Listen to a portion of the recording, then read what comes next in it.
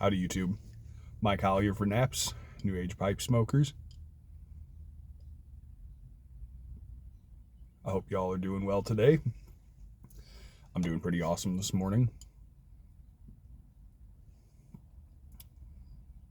Just got my yearly review at work yesterday, and pretty much all positive. Got a raise for one of my coworkers that needed it very badly. Looking forward to the future.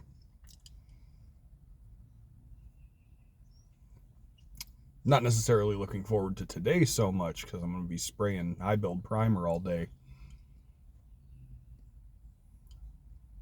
which is not the most fun task in the world, especially on 30-foot vaulted ceilings. No, they're probably not 30 foot, they're probably like 22, 23, something like that. Once it gets past about the 20-foot mark, it starts to lose a little bit of perspective from the ground.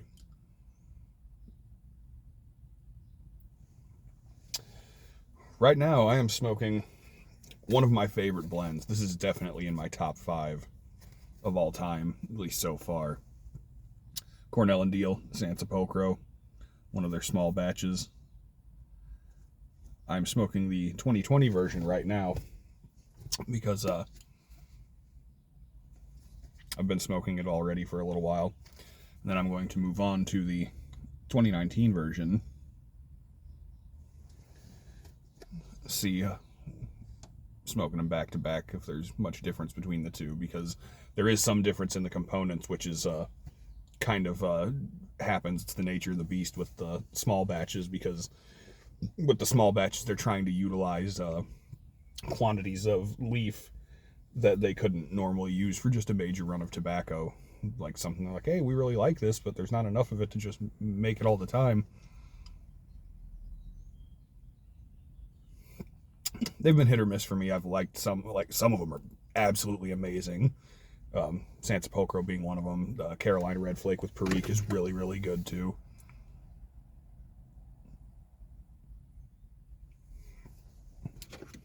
I don't think I've ever tried any Cornell and Diehl flake that I didn't like, to be honest, though.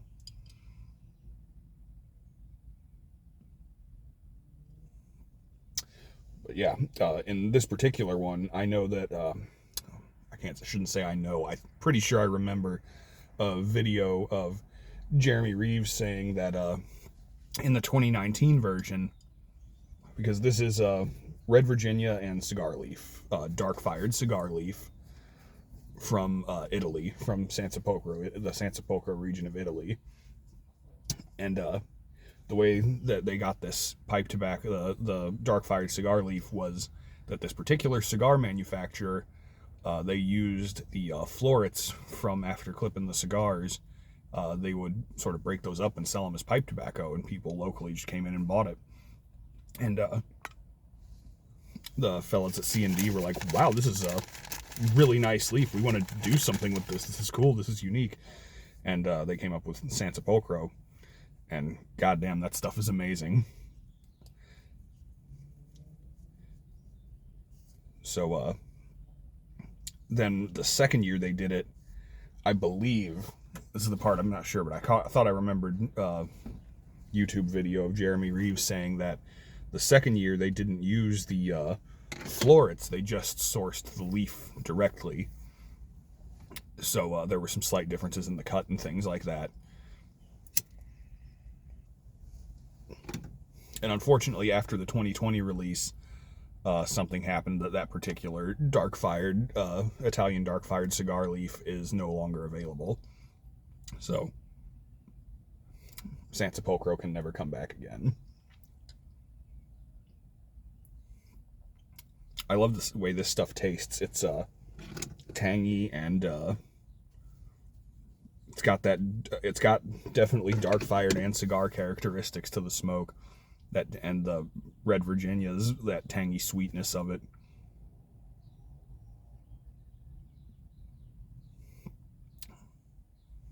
The 2020 that I'm smoking now, it's one of my favorites, but I do notice that it has a little bit of a a little bit of a harsh note when you very first light it up. For me, it goes away after, by the time you get through your false light and true light and onto actually puffing at it, that seems to go away. But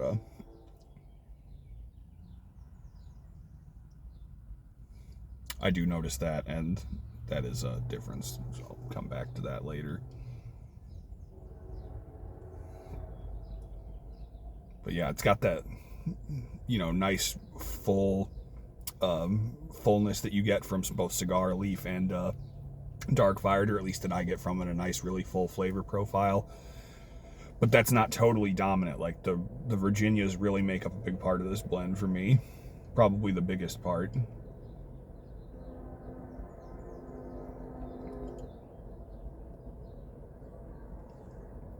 But it's definitely not like sweet. It has a slight sweetness to it, but it's definitely not, nobody would call this a sweet blend. At least I don't think anybody would.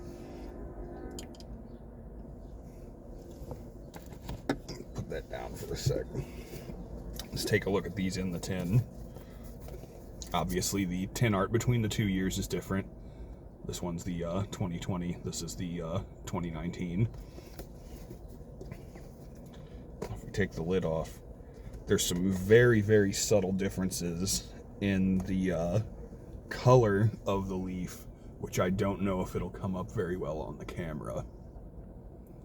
But the 2019 is definitely a more chestnutty. The Virginias have darkened up very slightly, just from the difference of 1 year. It's not a lot, but you can tell. And also the cut in the 2019 to me seems visibly coarser. The ribbons are a little bit thicker, which I like that.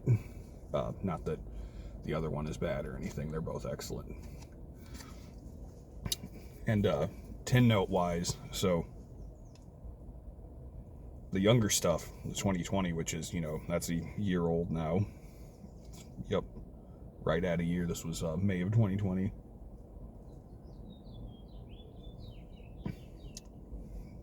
The tin note of this has a very definite tanginess to it. Like a really sharp, almost like slight, I don't want to say vinegar, but a little bit towards the vinegary, like not ketchupy either, but it's a tang reminiscent of that to it. That's kind of sharp still, but I don't think it's as sharp as it was, when I first started smoking this stuff, when it was absolutely fresh, when it was first released. By comparison, the 2019 version, much sweeter tin note. That tanginess is it's still there, but it's more subdued, and there's definitely a lot more Virginia sweetness. And obviously both still have a very significant cigar / fire cured leaf component to the tin note as well.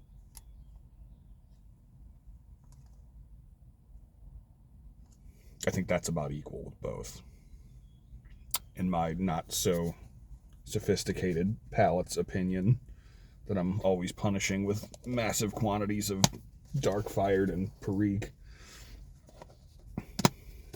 Anyway, there's a little bit left of that bowl of the 2020 batch, but I got to get to work sometime, so I'm going to go ahead and light up this bowl from the 2019.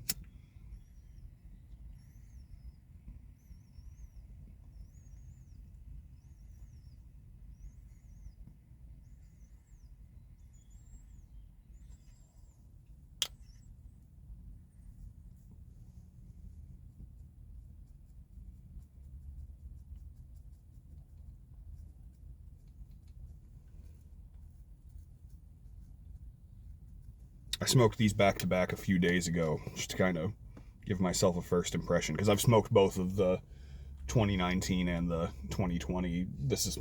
I've smoked through one tin of the 2019 before. I've smoked through a whole lot of the 2020 ones. I've lost count, but this is my second tin of the 2019. But I've smoked them back to back, and I've smoked enough of them both that I've already noticed this difference, but the first thing that comes to my mind, again, lighting this up, is that that slightly harsh note that I noticed on the initial charring light in the 2020 version has really mellowed out in the 2019 version. It's still there slightly, but I don't get it near as much.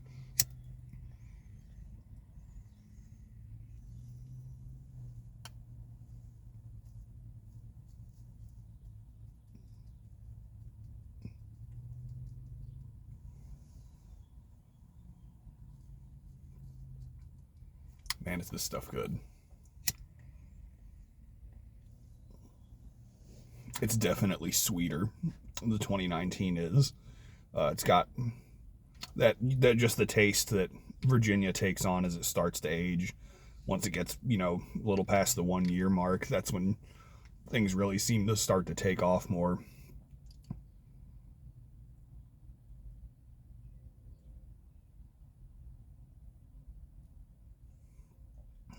Yeah, noticeably sweeter.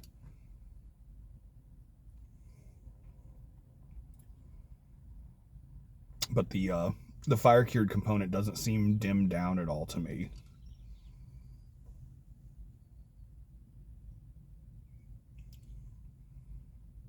It's still very evident. I don't notice any difference really in the taste quality of the of that fire cured leaf. Even though, like I said, I think they said that 2019 was the florets from the cut cigars, and that the 2020 was just the leaf itself.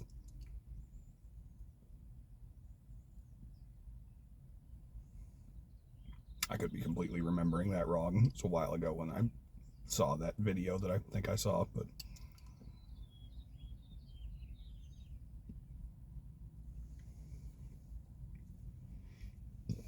and like a lot of Virginias, at least for me, or blends with a significant Virginia component, it really develops throughout the bowl. And I notice it more with the 2019 than I do with the 2020. And I think that tracks because it's normally the more aged a Virginia is, the more I notice it as the bowl develops and you smoke through it. Especially when it hits the halfway point from there on, it's like the complexity of all the different flavors really amps up. And it goes from just, Virginias to me tend to be a little more monochromatic when I first light them up.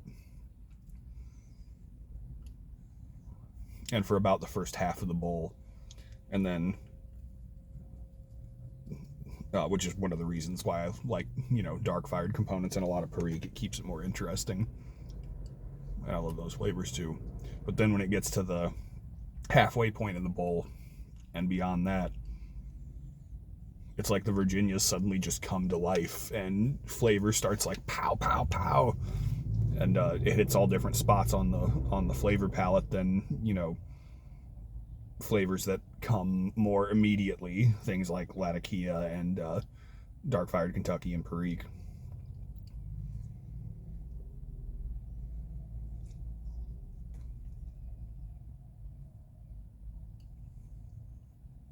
Yeah, really amazing stuff.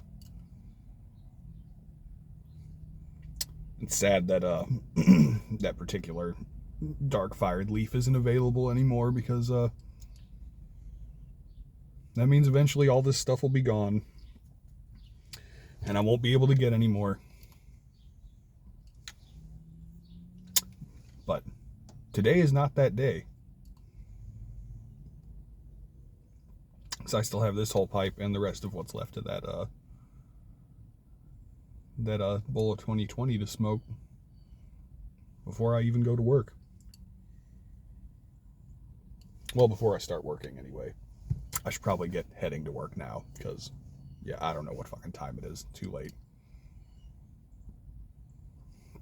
Anyway, y'all, thanks for listening to me ramble and not really tell you probably much of anything useful about either of these blends, except that they're good.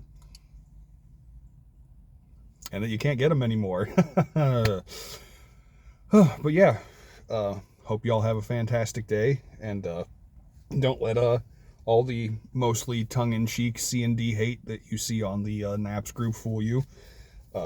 They turn out some absolute fucking bangers, and Sansepolcro is definitely one of them. So if you ever get a chance to try it, don't pass it up, because it's good. So I hope y'all have a great day. And remember that the universe does piss down the back of your neck every single day for a little while, but it'll only drown you once. So keep your fucking chin up. Later, y'all.